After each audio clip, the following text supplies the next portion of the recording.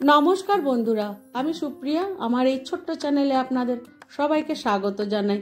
আশা করি সবাই সুস্থ আছেন, ভালো আছেন। আজকে আমি একটি মাটনের রেসিপি আপনাদের সাথে শেয়ার করতে চাই। দেশ ও দেশের বাইরে সবাইকে এই রেসিপিটি দেখার জন্য আমন্ত্রণ রইল।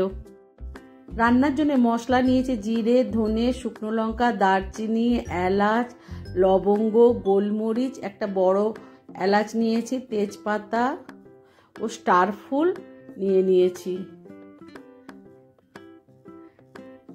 পেঁয়াজ, আদা, রসুন ভালো করে ছাড়িয়ে ধুয়ে নিয়েছি। মাংসের মধ্যে নুন, হলুদ মাখিয়ে নিয়েছি।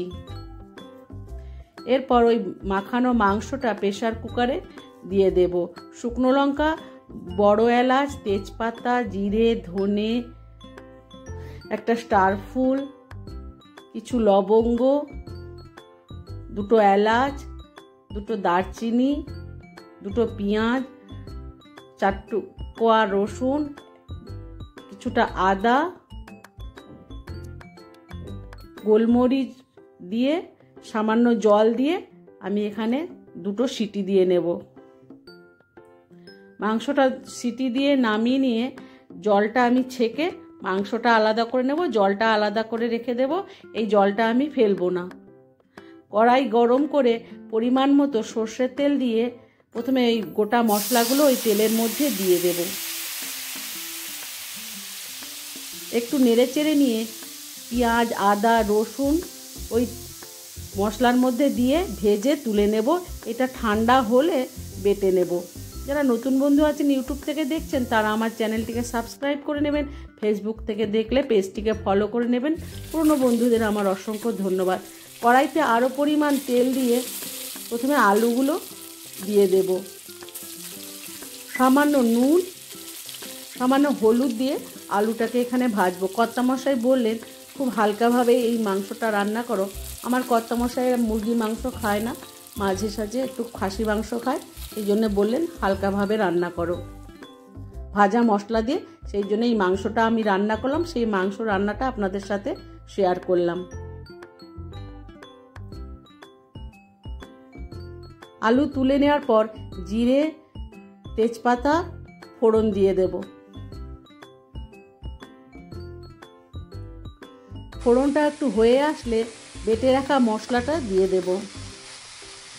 মশলাটা একটু নেড়েচেড়ে নিয়ে পরিমাণ মতো হলুদ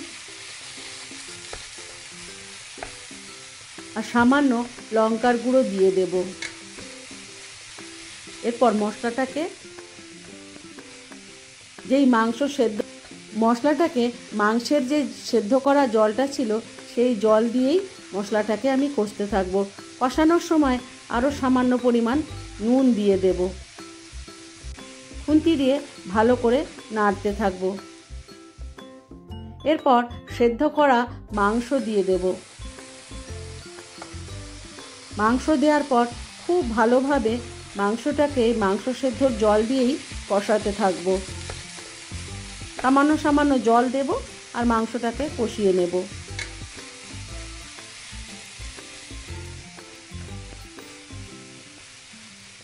আমি যেভাবে এই রান্নাটা করছি আপনারাও একবার বাড়িতে এইভাবে রান্না করে খেয়ে দেখুন। আশা করি আপনাদের কাছে ভালো লাগবে। ভালো লাগলে কমেন্ট বক্সে জানাতে ভুলবেন না।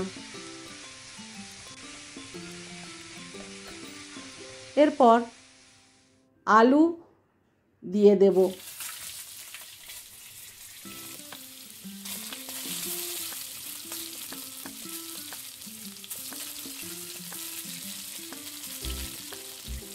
আলু দেওয়ার পর খুন্তি দিয়ে একটু নেড়ে চেড়ে নেব।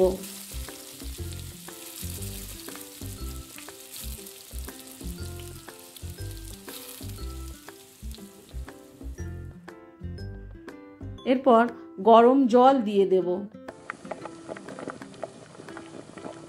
আমি এখানে হালকা ঝোল মতো রাখবো, সেই জন্যেই একটু জল দিয়ে দেব। মাংসটা তো প্রেসার কুকারে সেদ্ধ করার জন্যে মাংসটা সেদ্ধ হয়ে গেছে।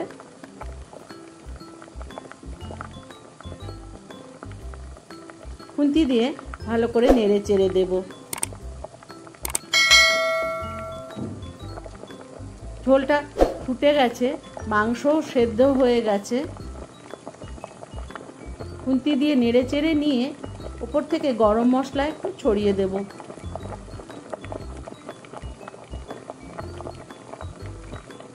আমি যেভাবে রান্না করলাম একবার এইভাবে বাড়িতে রান্না করে খেয়ে দেখুন, আশা করি আপনাদের কাছে ভালো লাগবে। গরম মশলা দিয়ে খুন্তি দিয়ে নেড়ে চেড়ে নিয়ে একটি ঢাকনা দিয়ে ঢাকা দিয়ে দেবো কিছু সময়ের জন্য। এরপর গরম গরম পরিবেশন করব খাসি মাংসের পাতলা ঝোল। ধন্যবাদ।